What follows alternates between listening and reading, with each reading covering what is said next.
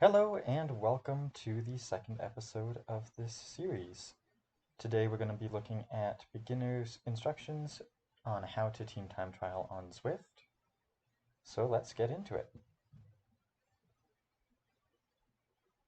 We're going to start with making a account on the World Tactical Racing League website, which you can see here. It's just wtrl.c.racing. Once you're on this site, you're going to go to the corner here, click on sign up. It'll bring you to this registration page. You just need to fill out your first name, last name, Zwift ID, which you can find in your profile settings page, and all the other information given here, accept the terms and conditions, and then create your profile. I already have one, so I would go into the login page and go through that way. Once you've done that, what you're going to do is you're going to click on Team Time Trial. Click on that. You're going to go down to Team Registration. Once you click on that, it'll bring you up to this page. From here, your registrar, email address, and Zwift ID will be filled out because you have an account. And then you just need to fill in the bottom half there with your time zone, your coffee class, your start pen, and your team time trial team name. Now here it's important to remember that espresso is A, frappe is B, latte is C, mocha is D, and Vienna is the women's only category. So it'll be Vienna espresso is women's A, Vienna latte is women's C, Vienna frappe is women's B, and Vienna mocha is women's D. After your team is registered, WTRL will send you a start time and pen for the event. Make sure that everyone on your team signs into the right pen and that they update their name in Zwift and Zwift Power with the team names in brackets, or rounded brackets to be specific, in both platforms at the end of their name. So you can see on mine, when we go into the RGV course, that the end of my name has ATP in parentheses, and this shows that I would be racing for the team ATP. In addition to this, your email will have a delay timer, which shows how far after the regular banner drop your team should be starting.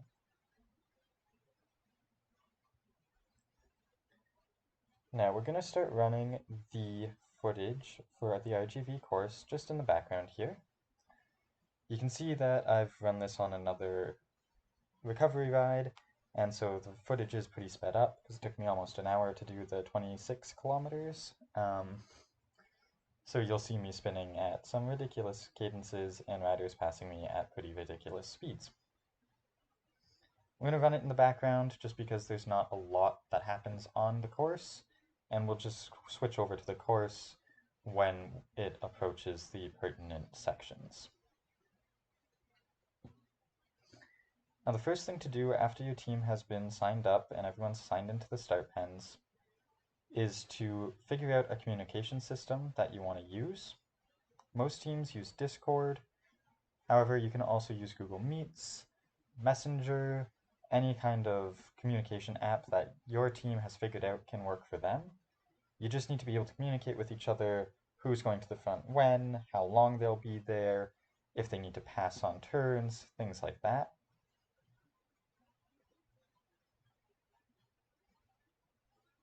That brings us into the second point, which is your rotations.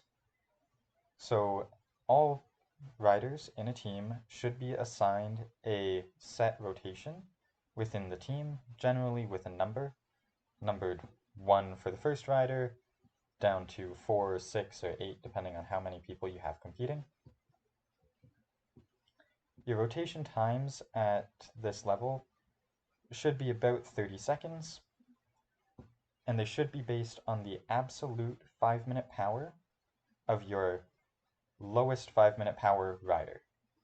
This is done to ensure that your lowest 5-minute power rider doesn't get dropped out of the back of the group when other people are on the front, as it should be a power that they can hold not quite easily, but well within the group with the draft benefit. Those that are not on their pole should be drafting behind the person who is and not trying to come around them to speed anything up. That just generally creates havoc and confuses people on where you are in turn orders. However, if you do accidentally roll past the person who is on the front for the turn order, you should just maintain the power that you were doing when in the draft, and eventually that person who is doing their pull should come back and pass you again. It's important to remember to use a road racing bike and not a TT bike for the team time trials, because TT bikes in Zwift do not allow you to draft, which means your entire team would be doing it as a solo individual time trial effort if everyone was doing it on time trial bikes, and that will always be slower than a team of riders working together. Generally, this means that you'll use the most aero frame and wheel set that you have. However, some courses like the Alp course and the volcano climb can necessitate using a lighter setup.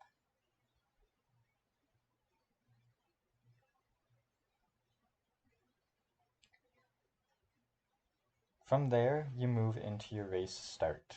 So your team captain will probably be the person that registered you. However, on bigger teams, it might just be assigned by your club organizer. So this team captain should have organized your rotation order, rotation power, things like that by this time. They should now also be setting a timer, usually to start 1 or 2 minutes before the banner drops. And you set it with the 1 or 2 minutes plus your delay time so that you start at the end of that timer. So if you have a 7-minute delayed start and you're starting your timer at 2 minutes until banner drop, you set a 9-minute timer so that when that timer goes off, you're 7 minutes beyond the banner drop, which is your start time, and your entire team goes.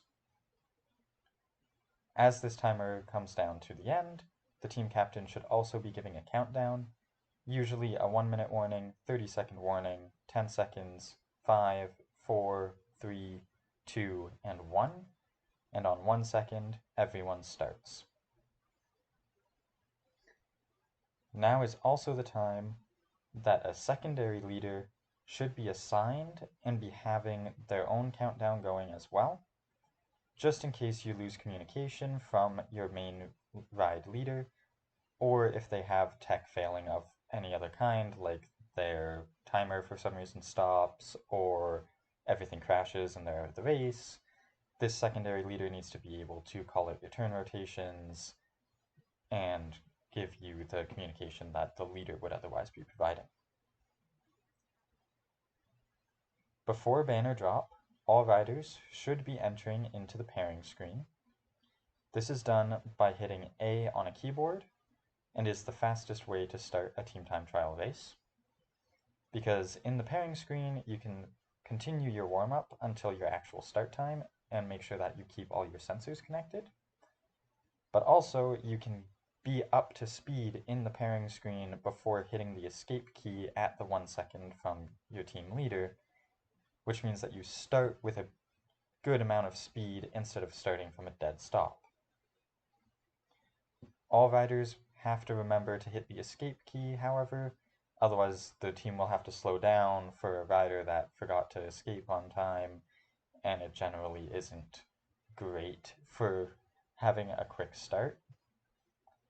Teams that use the A escape method are usually able to get everyone gathered together and on course and ready to go in about 10 to 15 seconds, but a beginning team might take up to about 25. When you hit escape, all riders in the team should be at about the power that they would be pulling when they're on the front. This allows you all to group up as quick as possible. The alternative to this method is called a cold start. Most teams at higher end don't use this. However, it can be good for beginning teams to just make sure that no one leaves the pen too early. To do this, everyone joins the pairing screen to continue their warm-up until about a minute to 45 seconds to your start time, at which point everyone should stop pedaling, wait until there is no power or RPM being shown on any of their settings in the pairing screen, and then escape and sit on the line without pedaling until your start time is called, at which point you all start from 0 watts, which is why it's called a cold start.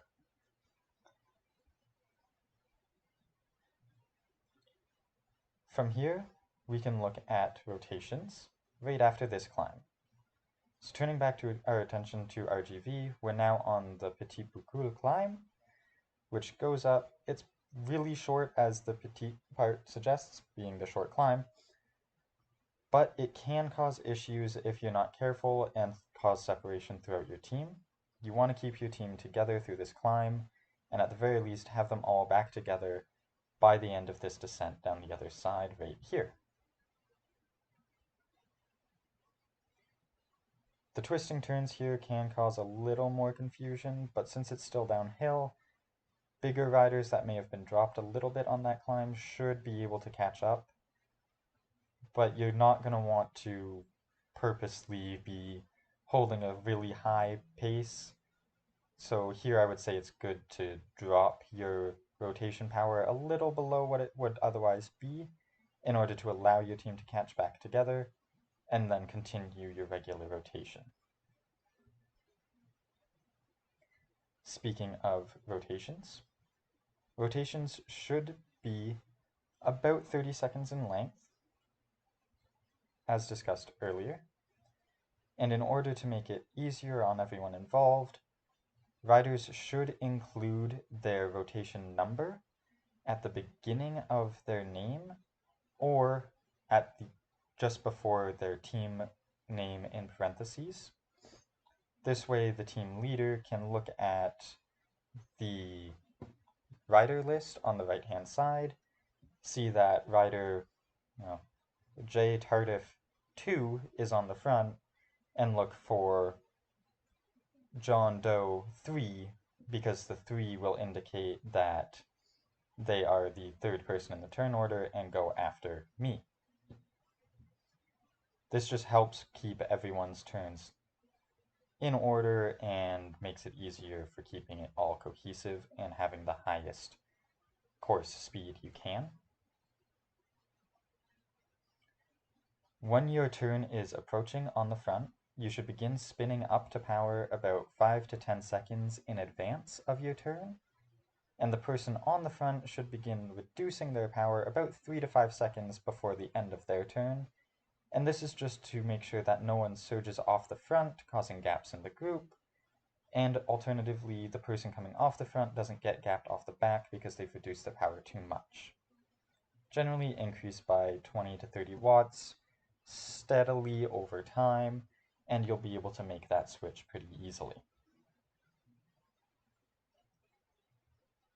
If you need to skip turns, riders should call out that they are skipping turns when they're called on deck. So when a rider takes over the front, they should confirm that they're taking over, they're pulling until at whatever time. The ride leader confirms this, calls the next person's name, and gives them their start time for their pull. At that point, if that rider that the leader has just called, referred to as your on-deck rider, if your on-deck rider can't meet their pull power or doesn't think they'll be able to meet that pull power and stay in the draft afterwards, they should tell the captain that they want to skip their turn. The captain should then move to the next person in the turn order and repeat the process of confirming that they will take the next pull, starting at whatever time. You don't want to rearrange the turn order while doing this, because then it gets complicated and messy and people miss their turns, and inevitably there's mass confusion. Remember, it is better for a rider to skip a turn to maintain the draft effect than to do a really hard pull and then destroy the draft effect and have one less person back there. Turning back to the RGV course now, we can see that we're in some pretty tight turny sections with a lot of undulating terrain thrown in here. This is a really easy place to lose the wheel of your teammates. However, if you work together well, you can keep it together. Just be aware that on the downhill sections, heavier riders might accidentally roll in front of lighter riders, and lighter riders might accidentally roll in front of the heavier ones on the inclines. And this is fine, as long as these riders are not trying to take over the pull. So instead, they should just maintain the same power they were doing when they were in the draft, and the person that should be doing their pull will eventually come back through.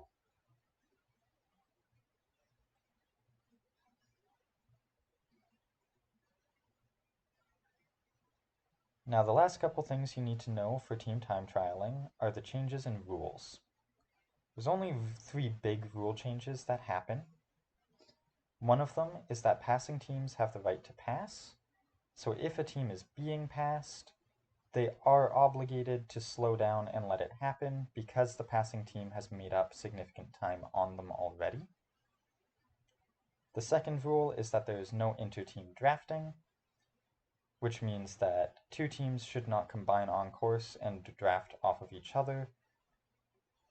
For obvious reasons, that is reflective of outdoor racing and time trialing, since teams mutually drafting off of each other would create a much bigger draft and much faster speeds, and it's an unfair advantage to those 2 teams. The final rule change is that if a rider is dropped by their team, they cannot join a new team or rejoin their team if it's a multi-lap course. This is again because it gives an unfair advantage to a team to drop a rider on lap 1 and pick them back up on lap 2 fully fresh, and also because they can't join a different team because they will inevitably end up screwing around with turn order or that team's strategies.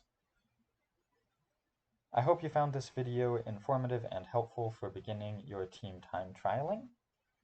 Give it a thumbs up if you did. Throw a comment down below if you have any comments, questions, or concerns, and I hope you will join me in the next videos as we do more route recons following the Zwift Racing League. You can always hit the subscribe button to make sure you don't miss any of those. Have a wonderful evening.